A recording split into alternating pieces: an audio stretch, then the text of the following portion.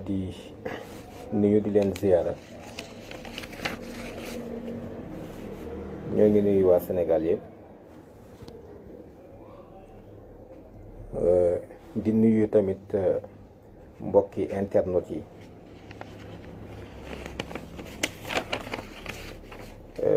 waxtaan bi ñuy def nag waxtaan bu gàtt lay doon mu jëm ci liggéey boo xam ni ànd sàmm jikko yi daf ko tàmbali te fas yéene ko ànd ak sénégalais yi nga xam ni yëg nañ seen responsabilité te bëgg lu baax, yëg li leen yàlla defal ci yiw ak teraanga te loolu it ñu am jomi bëgg ko sauvegarder préserver ko ba mën ko transmettre suñuy njaboot.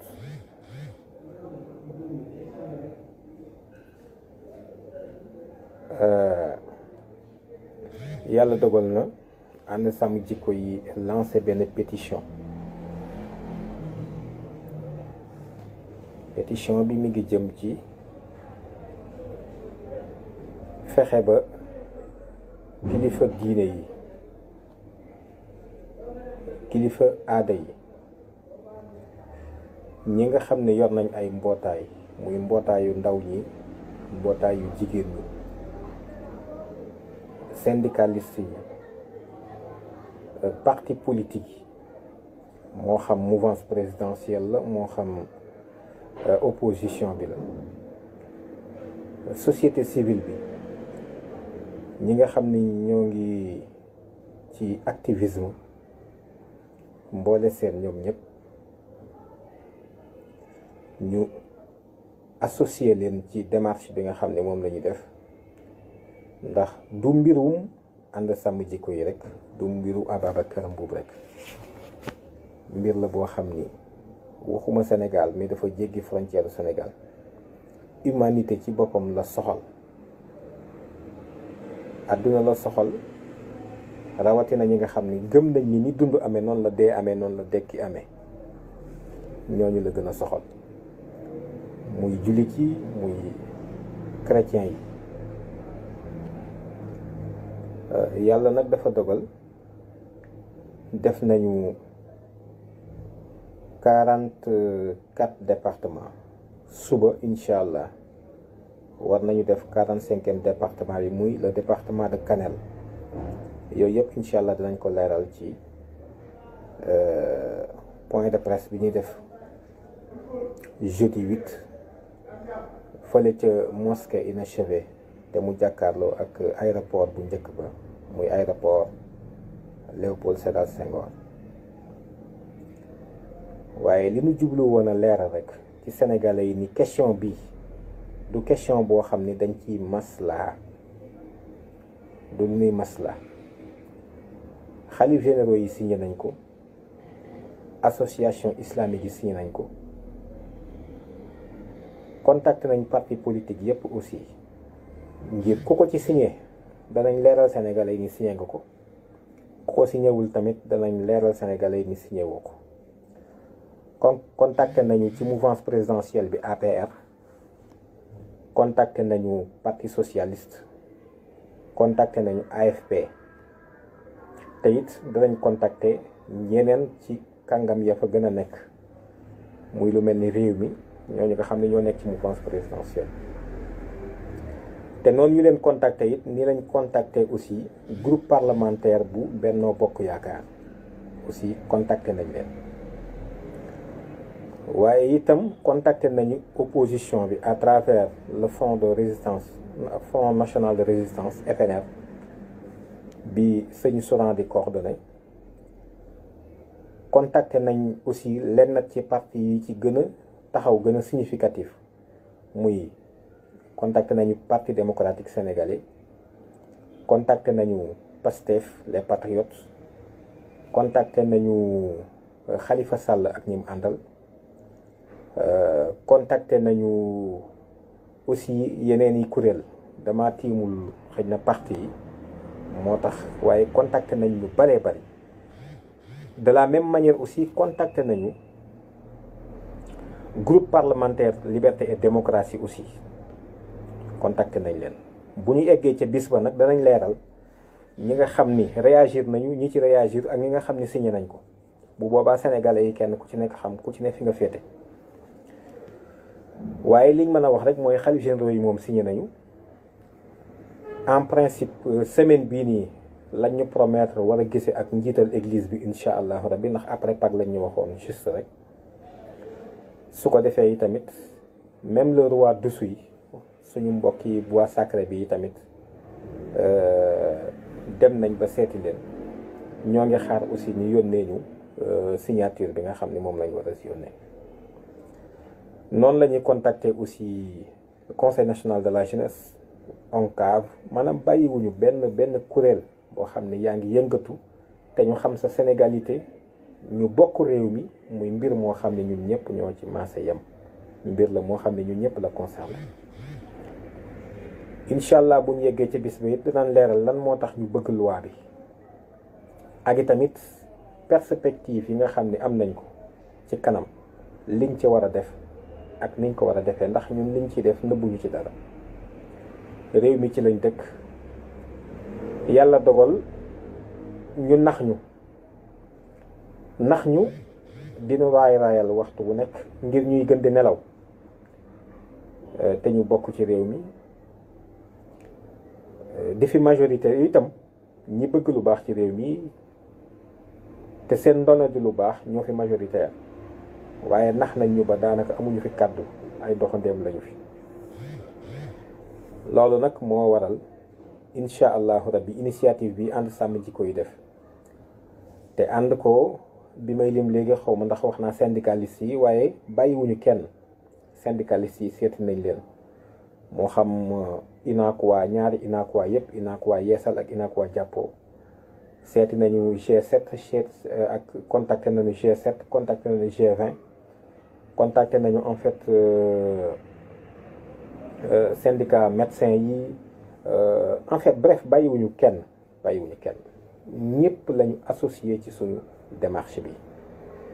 ndax du mbir moo xam ni dañ naan rek mbiru jullit yi la donte am nañ ci cër boo xam ni cër bu fes la du ni rek mbiru église bi la wala jàngu bi donte am nañ ci cër bu fes waaye mbir la boo xam ne ci question de société la te mbokk yi ni ko président Poutine waxee bu fekkonte ni dañ naan ak ngóor jigéen nañu lëmbe ci àdduna bi góor ñi di takkante jigéen ñi takkante seen biir kon ñun ñii fan lañuy sosoo tey duñ fi nekk di wax c'est parce que humanité su continuer di dox ba tey ji àdduna di continuer di dox ba tey c'est parce que yàlla mi bind jël góor ak jigéen boole leen loolu moo doon wéy di dox ba ñun ñi ñëpp tey ñu mën fee nekk di fàttali ko suñuy waajur di fàttali ko suñuy maam ñu ñuy wax ni seeni maam nangam ak nangam ak nangam jaaroon na fi waaye ba àdduna sosoo ba tey gisuñu fi ñaari góor ñu ànd ba am doom wala ñaari jigéen ñu ànd ba am doom mbir moomu nag objectif bi danañ ko leeral incha allah ca jotaay bi ñuy amal jeudi incha allah mosquée inachevée à 10 heures waaye objectif ultime bi mooy li ci mujj mooy détruire la famille tout simplement ba nga xam ni famille dootul am kon nag mbokk yi ñu xam ni ce qui est en jeu maanaam li nga xam ni moom moo nekk en jeu lu rëy la loo xam ni képp ko xam dara boole ci bëgg lu baax te gëm ni ni dund amee dee amee na noonu la dekki amee te ku nekk li nu jëf di ko wax danañ ñu ko tegalaat suñu kanam ñu war koo layoo war nañoo xam ni taxaw temm jot na bala ñoo seetaan ñu yàq suñu penc mi di yàq suuf si te bu ñu fàtte mukk ni doomu aadama moo am responsabilité ci kaw suuf doomu aadama lañ délégué ngir mu wuutu yàlla ci kaw suuf nga xam ni dañu ko defal délégation de pouvoir defal ko délégation mu war a gérer tamit suuf si na muy doxee fa muy mujj nit mooy ki am responsabilité boobu bis bu nekk ñu wax ko inna aradna al amanata ala samawati wal ard wal jibali fa abayna an yaxmilnaha wa ashfaqna minha wa amalaha linsaana innahu kaana zaluman jahula. nit moo am responsabilité ci kaw suuf. jinne yi amuñu fi responsabilité fii mu ne tembe, malaaka yi amuñu fi responsabilité, bàyyima yi ak ngelaw li aussi amuñu fi. nit mooy ki am responsabilité. biñ ñu ko joxee nit ñooñu nag dañoo séddaloo ñaari kuréel. ñenn ñi dañoo gëm lu baax, bëgg lu baax, di xeeñtu lu baax, di dund lu baax ak di tasaare lu baax. ñeneen ñi dañoo gëm safaan lu baax muy lu bon, di jéem a xam lu ab safaan, di ko dund ba noppi di ko tasaare. loolu mooy xisbullahi ak xisbu sheytaan. te yi nu naxe jullit ñi naxe ko nit ñu baax ñi bari na, waaye bokk na ci niñ leen naxe ba tey mel na ne xisbu sheytaan amatul ci kaw suuf. te waxtu wu ci nekk nag ñu bëgg ñu imposer agenda boo xam ni mi ngi bëgg tasaare lu bon ci kaw suuf si. te nañu xam ni loolu bis bu sottee, bu kenn jiiñ ko yàlla, nañu xam ne suñu responsabilité ñun ñi, suñu responsabilité la. te seetaan mi ëpp na lool lool lool lool lool lool ba en tant que réew moo xam ne nee nañ moom na boppam. démb rek xëy na lañ doon wax ni dañ doon fêter suñu indépendance. ci biir boo duggee ci biir ñun la askan wi ko dëkkee ñoom moom réew mi, le peuple est souverain. mais suñ souveraineté boobu bu fekkee lu am na war nañ ko exercer. lan moo waral Sénégal war a jël ay ndigal ci bitim réew,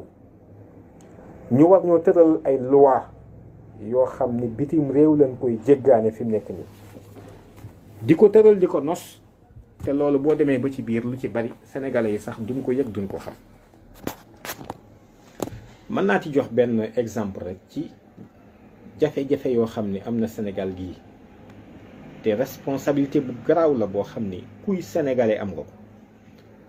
damay wax souvent ni bala maa yëg ni ñun duñu am problème dañoo dugg ci bàmmeel. waaw loolu moom buñ ci duggee te man te loolu xëy na ci sama bopp laa koy xamee, bu ma duggee ci bàmmeel aw ma problème ci lay soog a xam xëy na loolu.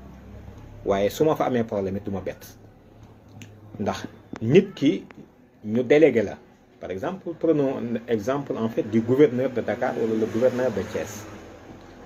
ñu ni ko kot yow Sénégal am na ñetti bànqaas yu ko yor, muy le législatif, l'exécutif ak le judiciaire. waaye yooyu dañ koy dagg tey benn pàcc ci biir réew moomu nga xam ne lii mooy ñetti pouvoir yooyu yow yaay nekk fee incarné ko, muy gouverneur nga xam ne région bi yëpp moom moo ko jiite. kooku dañ koo defal, dañ koo teg jox ab yan boo xam ni nañ xam ni responsabilité am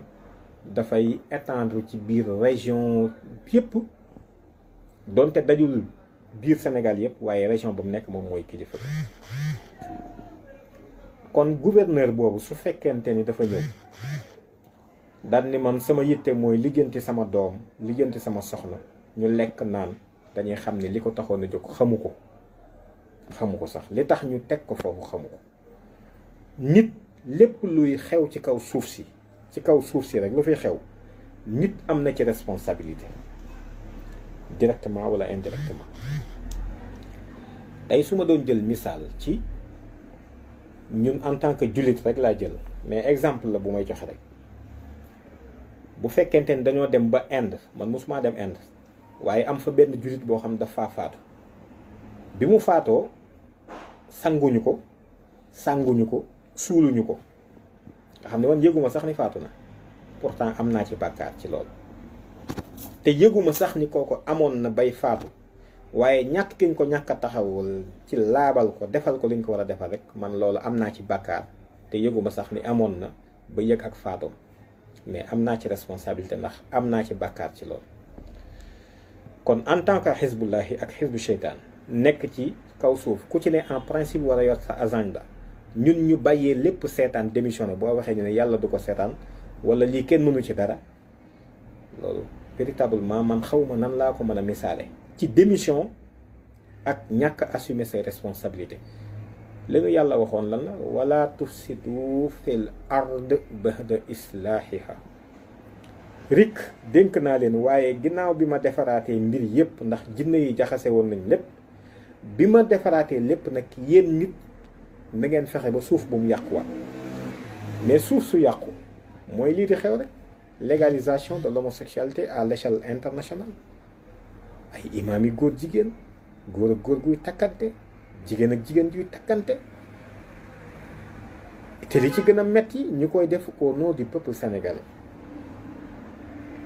te ce peuple là soi-disant souverain peuple boobu mbooleem yu bon yi ñuy def yépp ci seen tur lañ koy def loolu ñu xam ni kon lu ci mën di jàll kuy sénégalais rek am nga ci responsabilité ndax ci sa tur lañ ko def ñun nag wax nañ ba sonn sénégalais yi yàlla dafa dogal li ëpp ci nit ñi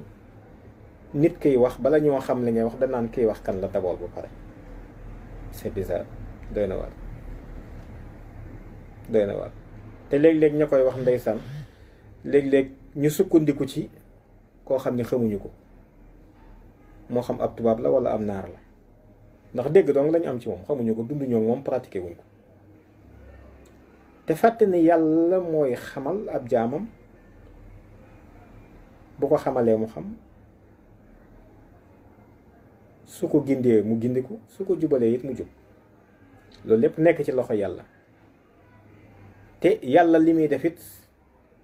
loola sañ-sañu boppam la waxtu wu ci nekk mu wane coobareem ci loo xam ne kenn ku ci nekk xam na ne lii bu nekkoon ci loxoy nit yi du demee nii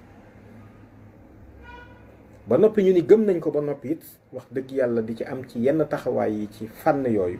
lu doy waar waaye li xew ci réew mi lu garaaw la loo xam ni ça interpelle la responsabilité de tout un chacun kuy mag wala ngay ndaw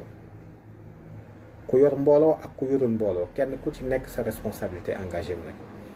xam nga bu nee sénégalais yi ñoom ñoo moo réew mi le peuple est souverain ñu daal di teg sunu charte li ñuy wax charte fondamentale muy la constitution boobu lan lañ ci wax kenn ku ci nekk may naa leen ngeen dem vérifier dellusiwaat dugg ci article 98 bi lan la wax mooy bépp waxtaan boo xam ne Sénégal génn na dem bitim réew maanaam génn frontière yi Sénégal rek dem diisoo ko ak ñeneen loolu ñu waxtaan suñ ko bindee ci aw këyit karmat ko ba bind ko ba ñu signé ko bu ñu ko indiwaatee ci biir réew mi loolu mooy tiim loi yi nga xam ni ndawi askan wi moom lañ jëloon ca assemblée nationale ca Ngombalanka loolu moo koy tiim léegi kon nañ ma wax fan la ñun suñu souveraineté nekk yow koo xam ne ñun askan wi moom bu sàkkee ay ndaw ni ko tëralal ma loi kooku tëral ab loi ba mu génn la mu waxanteeg tubaab bi wala keneen ku mel ni moom ca bitim réew moo tiim li député yi décidé woon loi yi ñu jëloon loolu kon bu nee ma le peuple sénégalais ñoo moom réew mi dama naan déedéet bu nee ma askan wi ñoo moom réew mi dama naan la déedéet bu nee ma souveraineté am nañ koy dama naan leen déedéet les traités conventions régulièrement ratifiés ou ont une autorité supérieure à celle des lois.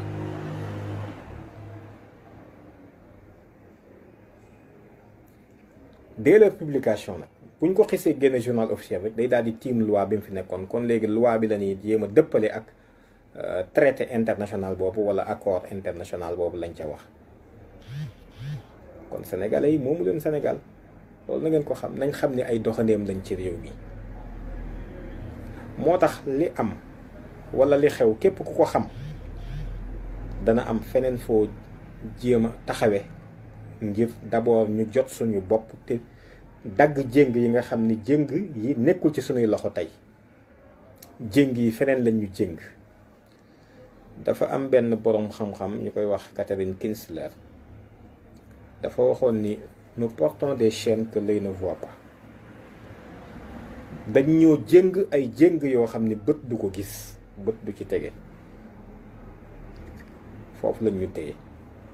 ñun kenn jéngul suñuy loxo nii niñ takkewoon suñu maam yi ñun jéng yi ñu jéng di ñu def traite négrière jéng yooyu moo gën a garaaw jéng yi ñu jéngoon suñuy maam fi mu nekk nii moo tax askanu Sénégal ou bien nit ñi nañ assumer ou bien ñu bàyyi rek nekk ci maslaa bi ñu nekk maslaa di maslaa rek maslaa ci lu dul dëgg maslaa ci ak tooñ maslaa ci ak jubadi njariñ loo fekke ku mën a nax sa moroom nax ko ba noppi di wane ni ñun ay ñu gëm lañu gëm nañ yàlla gëm bis penc ba te bala ñoo yegg ci bis penc ba dee am dekki am ñu gëm ni yàlla amul dara lu ko rëcc ñu gëm ni lépp lu ñu wax mbaa ñu def ko yàlla danañu ko toppaat ñu leeral ko waxuma ko du samay wax loolu alxuraan a ko wax wa kulluhum aatihi yawmal xiyaamati farda loolu su fekkente ni gëm nañ ko am na taxawaay yoo xam ne suñ ko waxee nañu xam ni ñoo ngi def benn scepticisme sax ci bopp nit ñi ci ñii liñ ñuy wax ak seen taxawaay dëppoowul ndax gëm naa yàlla yomb na waxi kese moom yomb na ku weddi laajal Firawna dem na ba yeggale ni moom mooy yàlla ana rabbukumul a'laa la wax maa alimtum lakum min ilaahin xayri loolu la wax ji yomb na jullit laa gëm naa maa jege yàlla yooyu yomb na waaye nag incarné ko ci sa posture nga taxawe ko loolu moom mooy li jafe te suñu gëmee loolu ni nit la yàlla tànn mu wuutu ko ci kaw suuf suñu gëmee ni nit ñooñu ñaari xaaj lañu def ñii xisbullaahi ñii xisbu seytaan war nañoo xam ni képp ku gëm lu baax kon te bëgg lu baax te jéem a xam lu baax te jéem di dund lu baax ak di ko wasaare na nga xam ni kon kii la nar a taxaw di la gàllankoor keneen ka la mooy ki nekk ci agenda bi ci des te agenda boobu nag ñooñu la ñu bàyyee tey suñu baat ñooñu la ñu bàyyee suñu kàddu te it ñoom la ñu jël suñu alal jox leen i tamit ñuy def naka sudul noonu fi nekk nii ci suñu tur di ci mooy yàlla di wedd yàlla di défier l'autorité même divine loolu lépp ñu koy def ci suñu tur kon dama yaakaar ni nit ñi dañoo comprendre lu xew man damay wax ni nit ñu bari dañ leen a nax ndax xamuñu li xew nelawal nañ leen te ki leen nelawal bu sañoon duñu yeewu mukk ba dee agsi dañuy nekk ci maslaa bi ñu nekk nii rek maslaa bi ñu nekk nii rek tey Sénégal su fekkente ni mu tëddee la tëddee ñun ñëpp ñu ay doomi sénégalais moo xam kii nekk ci bois sacré bi la moo xam catholique bi la moo xam jullit bi ñun ñëpp ñoo bokk Sénégal waaye ginnaaw ñun sénégalais yëpp plus de 16 millions yi mënuñoo jóg kenn ku ci nekk ni xaaral ma doxal mbirum réew mi loolu mënta nekk ñëpp mënuñoo jógandoo ñu ni kon nañu waxtaani réew mi d'accord ci dara mooy askan wi moom kon askan wi li mu bëgg rek moo war a moom waaye xam na ni biir askan woowu ñoom ñëpp bokkuñu lu ñu xam bokkuñu ay bëgg-bëgg bokkuñu ay jaar-jaar da ngay fekk ay nit ñoo xam ne sax xëy na ñoo bokk ngëm-ngëm waaye danañ wuute fi mu nekk nii ay gisin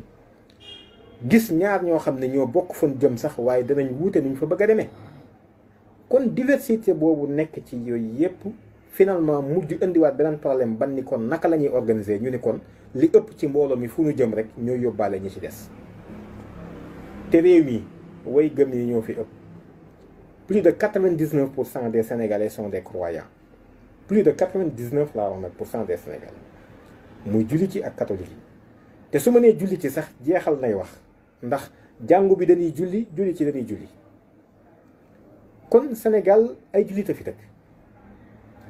te biir jullit yooyu fa nekk yi tamit kenn ku ci nekk yaa ngi bëgg lu baax yaa ngi bañ lu bon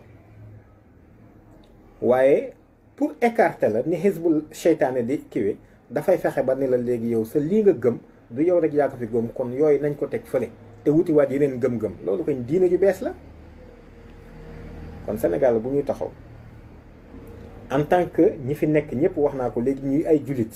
muy ñi nekk ci jàngu bi muy ñi nekk ci diine l'islam ñoom ñëpp ku ci ne da ngay julli ñooñu bu ñu mënee bàyyi ginnaaw seen pas-pas ak la ñu gëm ci ak mbaax ak yiw jàpp ni mënta doxal àdduna wax dëgg yàlla war nañoo seetaat suñu diggante diine jooju ñu gëm kon rawatina nag jullit yi nga xam ne sañ naa cee wax nag moom ndax ci laa bokk muy lislaam tey ci ñun xanaa dañoo jàpp ni yonent bi sallallahu alayhi wa sallam li ko yàlla yónni woon xanaa daa am lu ko gën a mat gën koo maandu ñaari miim yooyu gën koo mat gën koo maandu. wala ñun jullit ci Sénégal jàpp nañ ni fi mu nekk nii li ñuy tuddee le droit positif moo gën a mat moo gën a maandu li yàlla joxoon yonent bi alayhi salaatu wasalaam te bu ñu fàtte ne yàlla mooy ki amal moo sos ndax mooy badiixu samaawaati wal ard moo ñu bind gën ñoo xam suñu bopp bind kaw ñi bi gën a xam ñépp kaw ñi bi ba noppi ni lii moo leen ciy génne mooy indi ak dal ci ak suuf ñu ni ko yàlla li nga wax de wóoru yàlla li nga wax am na lu ko gën a mat li nga yónnee yonent bi ñun danañ ko gëm yam ci aspect culturel bi rek di jullee ko woor ak azaka ak yooyu waaye nag en tout cas luy doxal société l'islam moom mënu koo yore ndax maanduwut Sénégal moom noonu lañ ko jàppe daal nañuy jullee ko woor tabaxi jàkk foofu wër ci ku nit ñi di liqaam ak sëlmal waaye nag kantaa lu jëm ci am penc l'islam maanduwul maandu goo xam ne mën naa doxal réew mi parce que bu ko nit ñi waxul it dañ koo jëf looloo tax ma sañ koo wax bu ko nit ñi waxul it jëfe nañ ko te jëfe gi moo gën a foor wax ji kon nag yu bon yi fi nekk yépp di fi dugg ba tey jii nit ñi di jël ay sacrifice ci taxaw ci yenn yi dara waral lu ko lu seetaan gu ñu seetaan rek loo xam ne waruñu ko woon a seetaan te pourtant boo suivre li ma wax ni mooy nit ñi lañ wax ni ñoo moom réew mi nit ñooñu bokkuñu gis-gis bokkuñu gëm-gëm bokkuñu jaar-jaar da nga bokk sax ak nit loo gëm te wuute na ngeen di doxale wuute ay xalaat ñu ni kon ginnaaw 16 millions de sénégalais wala li ko ëpp lépp mënuñoo jóg di doxal principe biñ ci mën a génne te ñoom ñoo moom mooy ñi ëpp fañ gën a fare rek nañ fa jëm kon léegi li may laaj loo xam ne lii may laaj yàlla rek laa ciy jël seede ci ni it danaa ko laajaat incha allah bu ma taxawee bis penc ba mooy julliti Sénégal ndax wóolu nañ yàlla ni li yàlla wax dëgg la ndax gëm nañ yonent bi sallallahu alayhi wasallam ni li ko yàlla yónni woon dëgg la ba loolu war nañoo mën a génne ci lii ñu nekk ni loolu man maa ngi koy laaj te tontu bi it bëgguma ñu tontu ma ci ay wax ci jëf laay xaar ñu tontu ma ci en tout cas de moom gëm nañ Mao Tse-tung gëm nañ Karl Marx gëm nañu ay idéaux yoo xam ni idéologie yoo xam ni ñoo ngi ko importé fu kenn xamul jëlee nañ ko fa malheureusement nag ñoo ngi toog tey di xool seetaan mbir moo xam ne day defar mbirum pénc te pénc bi mooy li nu yàlla dénk inni jaahilun fil ard xalifa suuf la wax kon suuf si ñu dénk bu ñu demee ba nit ñi léegi monarchie amatul léegi dañ ni république moo am mbir yi askan moo ko moom li ñëpp bokk la li ñëpp bokk ko ña fa ëpp wax dëgg bu ñu doon minorité sax d'accord bu fekkoon minorité lañ ma ni d'accord waaye ñun duñ minorité ci réew mi ba noppi ni ko sëñ Mountakha waxee mënuñu lu dul jooytu rek lañ mën nañ ñu may nañ ñu sarax bul ñu faagaagal nañ ñu dimbali nanuñu te ndekete li ngay ñaan yow yaa ko moom yaay boroom kër gi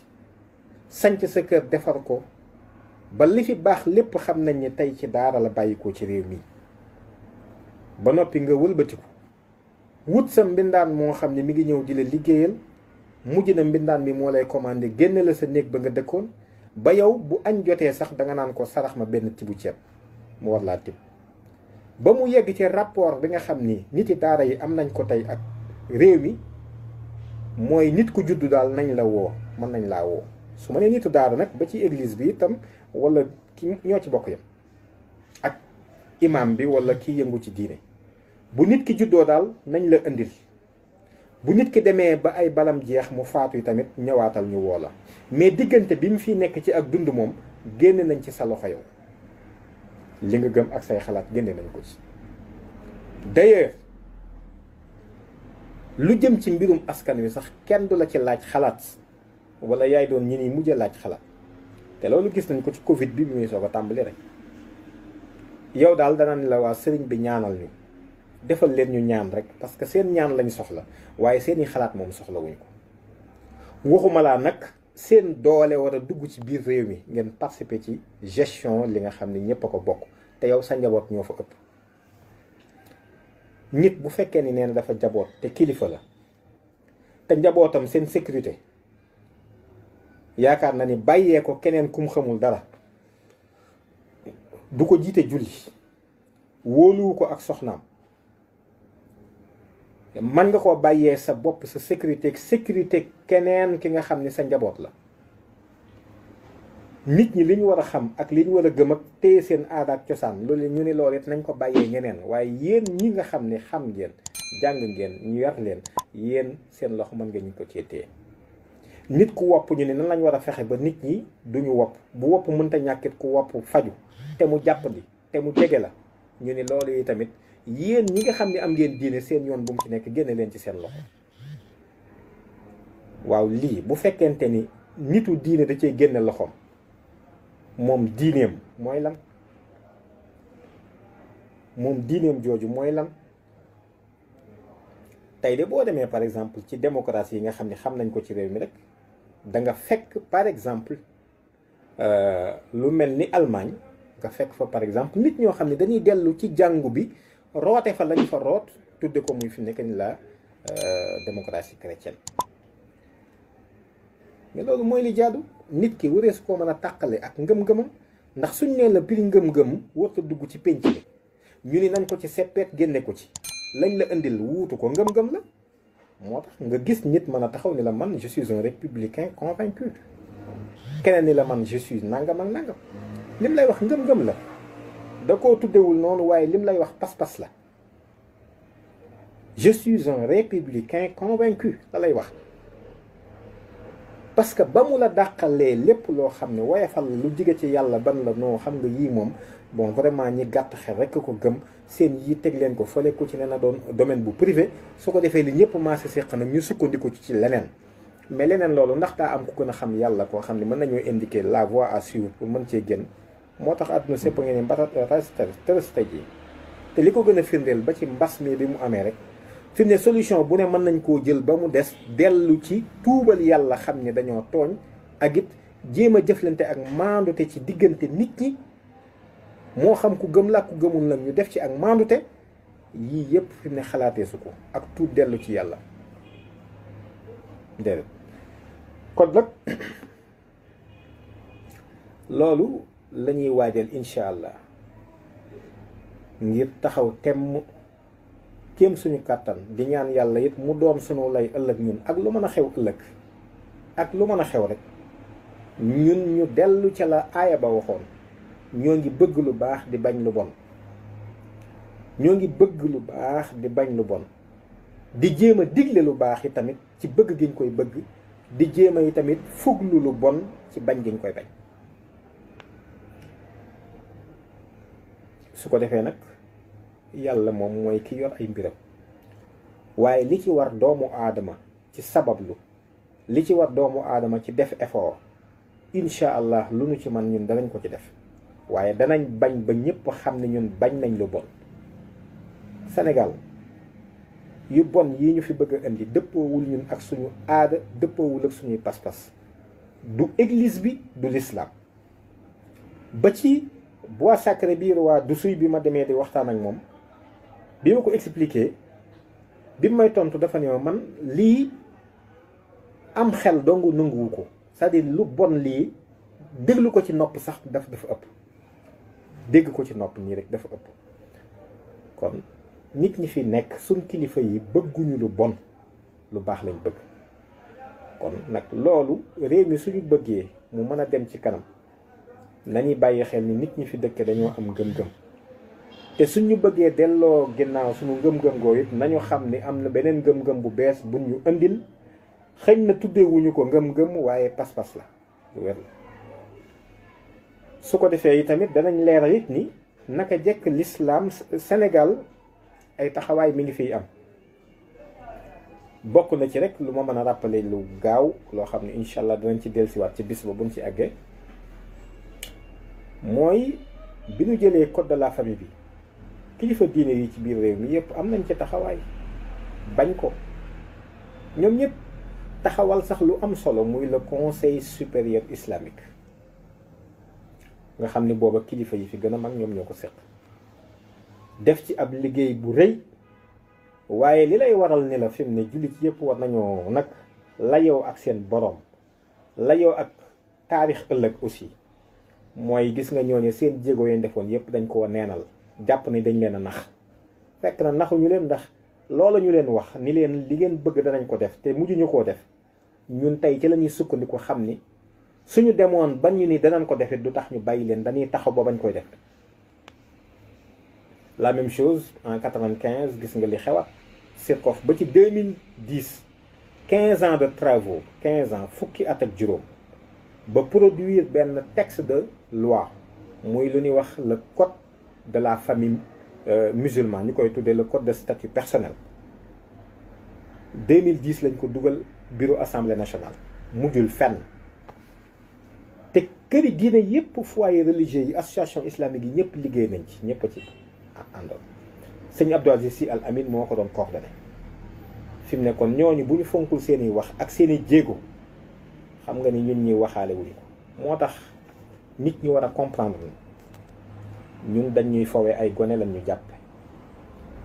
ñun dañuy fawee ay gone la ñuy jàppe waaye ñun tamit mel na ni ay gone lañu jàppe suñu bopp ci ñu bari nag ñi ma ko sañ a wax. ndax man mii tey bari na ci ñoo xam ne su ma demee di wax ak ñoom li ñuy njëkk a xool kii de moom bu woyof li mu sol de daa nutu sax moom est-ce que du daan lay kii te fekk na su ma fa daje woon ak koo xam ne daa costume mu karawaatu naan wëy sisi ak xiin yi mën a joxe benn ambalong bu fort la muy wax la ñuy dégg, man li may wax kenn du ko dégg. ba ci biir askan wi aussi waa ji daal kii waa ji jëmul fenn yi muy wax daal ñoom dañoo kii rek waaye yi kenn mënu ci dara, wala ay kilifa nekkoon nañ fi terewul am nañ. waaye ñi ñuy déglu ak ñi ñuy gën a bàyyi xel mooy ka mën a costume mu karawaatu. man nag par principe damaa costume xanaa am naa ca droit lii ma sol moo ma neex. kenn ku ci ne am nga sañ-sañ ci sol li la kii du li ñuy sol moom mooy xëj na li ëpp solo donte wa libaasu taqwa moom alxuraan wax nañu ko. am na ay mbalaan ay yére yoo xam ne dafay tekkale ak ragal yàlla, ay yére ragal yàlla la. kon ñun suñu société bi dafa feebar te feebar na feebar boo xam ni kenn ku ci nekk da ngay gis ni jàngoro ji yegg na la foo xam ne da nga koo yëgul. waaye wallaahi alazim fa mu ñu jëme dóor la ab xeej ngay wéqu ba sedd moo ko gën a sedd, ndax loolu sa jëmm dong lay gaañ. waaye jàngoro ji ñu dal suñ digganteeg suñu borom la ñu nar a xañ fi mu nekk nii, moom la nar a dox. loolu nag ku ci xam dara war ko koo wax, ku ci man dara itam war nga koo jéem. man de awma solo, awma benn solo, awma benn solo, ndax as njaam laa. daanaka mutuma sax ab jaam waaye as njaam laa soo xam ni maa gën a xeebu ci jaami yàlla yëpp. te li ma mën a waatit mooy mboolem jaami yàlla yëpp ñoo ma gën, loolu moom leer na. waaye nag fii ak maa ngi ànd ak sama xel di bañ lu bon di bëgg lu baax. te loolu nag awma ci settee. lu baax fu mu mën a bàyyi koo man nangu naa ko, lu bon fu mu mën a bàyyi koo bëgguma soxlawu ma. kon réew mi fi ñu toll jot na sénégalais yi jël seen responsabilité,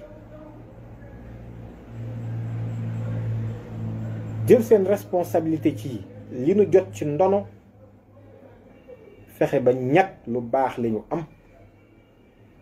ba mën koo transmettre fidèlement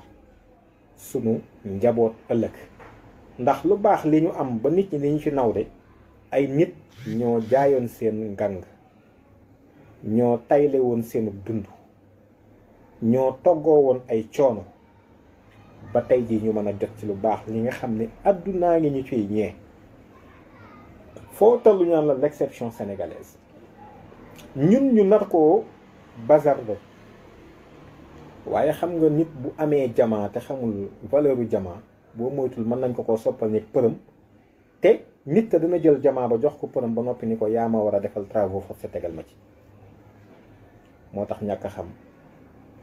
li muy waral bari na. kon loolu la ñuy waajal processus boobu nag yëkkati nañ ko incha allah te duñ ci dellu ginnaaw. lu ca mën a am ëllëg nag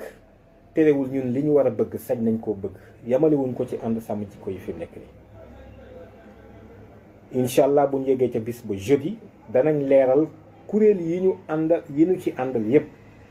danañ leeral kuréel yi nga xam ne yépp contacté nañ leen, danañ leen citer un par un. su loolu noppee danañ wax kuréel yi nga xam ne yépp accepté nañu signer pétition bi. kilifa yi ñu ko jox danañ leen lim kenn par kenn, ndax day mbirum askan te képp koo xam ne am nga fi cër, loolu doonatul lu privé, lu public la, mbirum public la. la cay sa wax wala sa xalaat wala kun ci contacté danañ la tudd, danañ wax ni def nga ko wala defoo ko wala réagiroo ci. kon loolu moom moo doon waxtaan wi tey, waaye li may fàttali rek sénégalais yi mooy diggante dund ak dee lu jege la. tey suñu toogoon fii rek mën nañoo nettali par exemple dunduk Lat Joor, dunduk Buur Siin, Kumba Ndoofeen, dunduk ñooñ ñëpp jàll nañ te dootuñu delsi.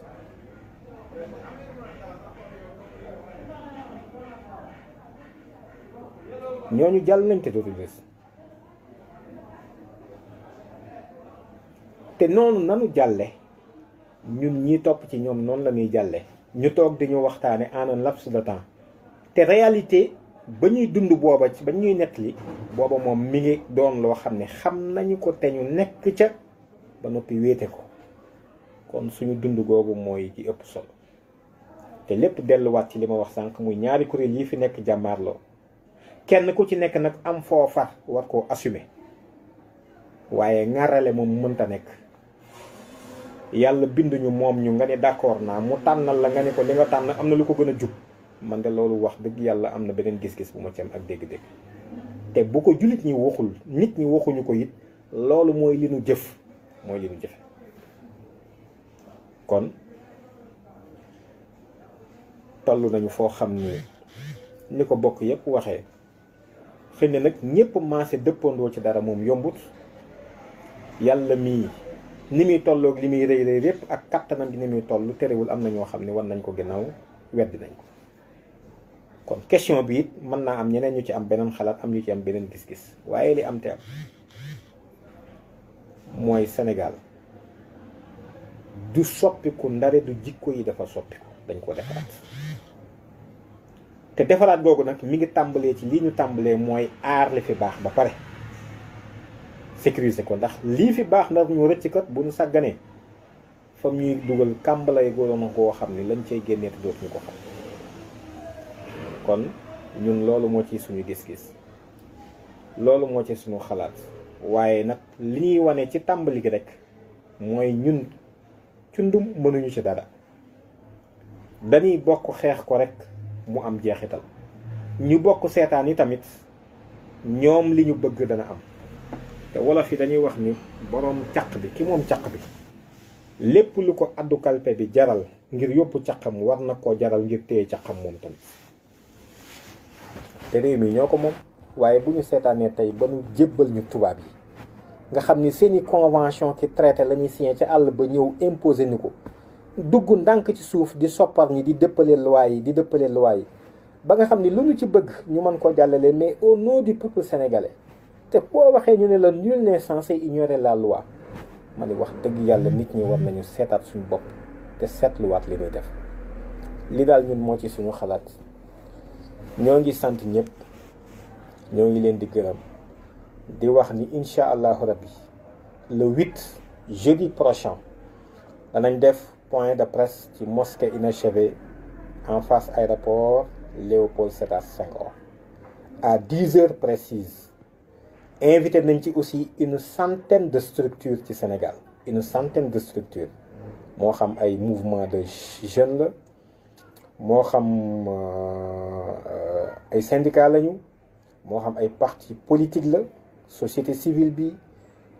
foyer religieux yi, association islamique yi, église bi, bois sacré bi, bàyyiwuñu kenn. ñëpp lañ ci woo ndax mbirum société la, ñun ñëpp ñoo commencé bokk. bu ñu ko defee nag ca waxtaanu wa danañ leen leeral lu ñuy waajal en mai, mu nar a doon journée nationale de refus de l'homosexualité. bu sénégalais yi di wane ni dañoo bañ ak ngóor jigéen te ànduñu ci, waaye bu sénégalais yi di génn tamit di wane ni loi bii ñu bëgg ñoo moom réew mi dañ ñu koy defal. xawma la jiitu woon de ay nit di toog entre 4 murs diisoo bind ci turu askan wi loo xam ne askan wi yëguñu ko, bind ko ci làkk woo xam ne askan wi mënuñu koo jàng wala li ëpp ci ñoom mënuñu koo jàng, ba noppi di ko ruumandaat ci suuf ngir muy dox ci ñoom tey mbaa ëllëg ci seen njaboot. loolu moom mënatu la nekk ci biir réew mi. li fi mën a nekk mooy képp ku ñu fi dénkati am réew wala ñu teg la ca assemblée ca ngombalang ba da nga fay nekkal askan wi, xam ni la ngay def ak di ko wax lépp ci turu askan wi lañ ko def. kon askan wi dañoo war a xam ba noppi tamit lépp luñ fi defati ci réew mi dafay dëppoo ak bëgg-bëggu askan wi. ñun mën nañoo tuuti, ñun mën nañoo bañ a am alal, waaye nag ñàkkuñu fayda, waaye tamit duñu doyadi luñu suñu bopp. te réew mi ginnaaw yi réew meneen mu mën a doon lañ bëgg ci seen réew ñoo koy def. ancienne colonie française rek leneen a ci yam liñ bëgg ci réew mi ñun moom lañuy wax ni moo war a am ci réew mi bu fekkee askan wi ànd na ci. li daal mooy jubluwaayu waxtaan wi tey. lii lañ doon wax rek di leen xamal ni ñoo ngi ci liggéey bi, def nañ 45 départements yi, suba lañ war a mottali bi ci des 45e bi incha allah. su ko defee tamit fiñ ci toll ak jéego yiñ ci def yëpp danañ ko leeral ci point de presse ba, waaye li nekk suñ kanam ñu war koo def it danañ ko fa leeral, ndax ñun li ñuy def nëbbuñu ko ak it ak raqib mii ñu yàlla booleel, nëbbuñu ko mbindeef muy dox ci kaw suuf. li ñuy wax ci biir néeg moom la ñuy wax ci am penc, ndax li ñuy def dara ci njublang ak yéene ju ñaaw nekku ci, kon manees na ko wax ñëpp dégg ko.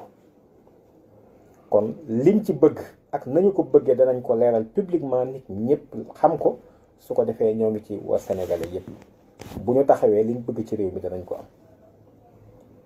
suñ taxawee liñ bëgg ci réew mi danañ ko am. te wax dëgg yàlla jooytu bi nag dafa war a jeex. toogit di ñaxtu kese di wax du tax yëfi soppeeku. faw ñu xam ni li war te war mooy réew mi Sénégal njaay la sant. su ma ko waxee nag bu benn njóobeen mer, waaye Sénégal njaay lañ ñu daan wax ba tey. kon ginnaaw Sénégal njaay la sant, mënee su koo jël sant woowu di ko santale weneenu sant. réew mi ñoo ko maase bokk ñun ñëpp, kenn ku ci nekk am nga ci cër, am nga fi àq, am nga fi yelleef ci li dëppoog nag suñu pas-pas ak li nu gëm muy aw yiw ak mbaax. ku nu xam ci loolu nga ñu xam. ku nu ëpp lay milliards it mën naa nekk, waaye nag ak mbaax moom wax dëgg yàlla am nañ ci ndono lu rëy loo xam ne nag loolu moo nu gënal milliards yi ci àdduna bi. loolu moo doon waxtaan wi. jeudi incha allah le 8 avril mosquée inachevée bu Yoff en face aéroport Dakar Léopold Sédar Senghor à partir de 10 heures ngir waxtaan ak yéen ci initiative bi ñu am, jéego yi ñu ci def, li ñu ci am, fi ñu ci bëgg a jëm incha allah, ak waxaale tamit information bu rëy buy wane ni en mai date bi dama koy réserver barab ba. incha allah danañ def journée de mobilisation nationale boo xam ni bëgg nañu loolu mësul am Sénégal, ci nit ñi taxaw ba ñu xam ne nag nit ñi yeewu nañu, ñoo moom réew mi, dootuñu bàyyi kenn di def lu la neex ci biir réew mi, rawatina nag lu dëppoowul ak suñu pas-pas,